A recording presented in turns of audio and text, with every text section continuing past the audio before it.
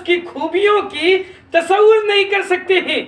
آپ یہ نہیں کہہ سکتے کہ جنت میں ایسی ایسی نعمتیں ہیں، آپ یہ نہیں کہہ سکتے کہ جنت کے اندر ایسی ایسی خوبیاں پائی جاتی ہیں۔ یہ دنیا کے اندر کوئی انسان اس چیز کی، اس کی نعمتوں کا، اس کے خوبیوں کا، اس کے اوصاف کا، اس کے طریقوں کا، اس کے شان و شوکت کا، اس کے بڑائیوں کا تصور نہیں کر سکتا ہے۔ میرے بھائیوں، دنیا کے اندر جنت کی نعمتوں، اس کی خوبیوں کا تصور کرنا ممکن نہیں ہے، کیونکہ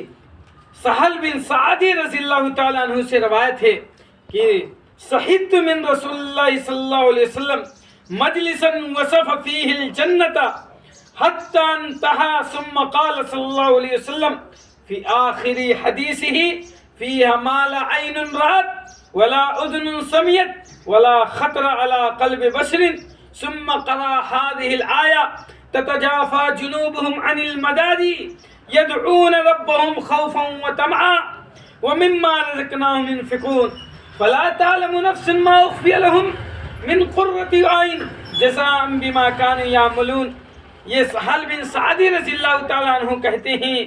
کہ میں رسول صلی اللہ علیہ وسلم کی ایک مجلس میں حاضر تھا۔ شہدت من رسول اللہ صلی اللہ علیہ وسلم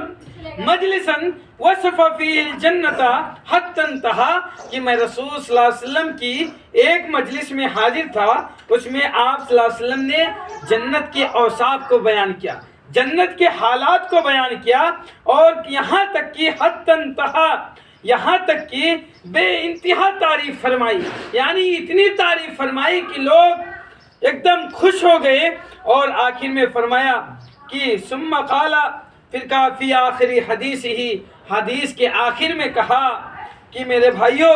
جنت میں ایسی ایسی نعمتیں ہیں کہ جنہیں کسی آنکھ نے دیکھا نہیں۔ جنت کے اندر ایسی نعمتیں ہیں ولا ما لا عین رات،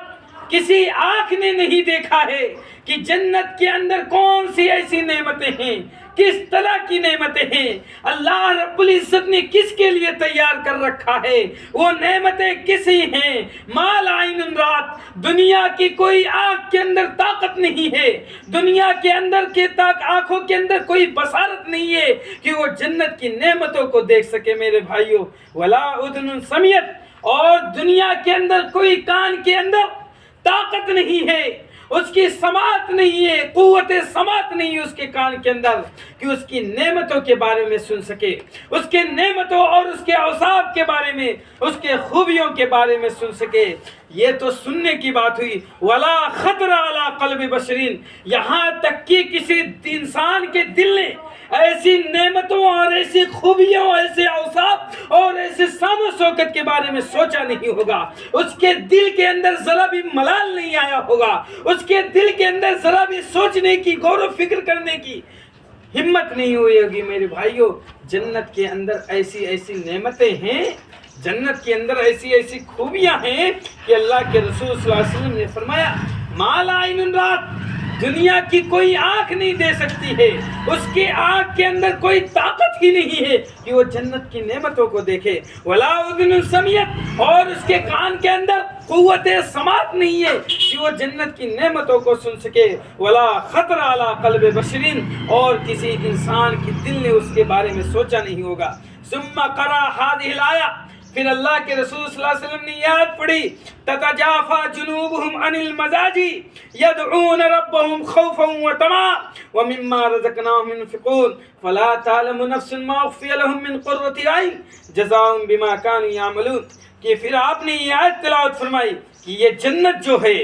یہ ان لوگوں کے لیے ہے جن کے پہلو بستروں سے الگ رہتے ہیں، جن کے پہلو بستروں سے الگ رہتے، تتجافى جنوبهم عن المضاجع، کہ وہ اپنے بستروں سے الگ رہتے ہیں، رات کی تاریکیوں میں اٹھ کر کے اپنے رب کو پکارتے ہوئے نظر آتے ہیں، رات کی تاریکیوں میں اٹھ کر کے اللہ رب العزت کے سامنے عبادات کرتے ہوئے نظر آتے ہیں، رات کی تاریکیوں میں اٹھ کر کے اس ٹھنڈے موسم میں اس ٹھنڈے پانی سے وضو بنا کر کے اللہ رب العزت کی رضا کے خاطر، اس کی خوشنودی حاصل کرنے کے لیے، اس کی جنت کی نعمتوں کو حاصل حاصل کرنے کے لیے وہ اپنے رات کی نعمتوں کو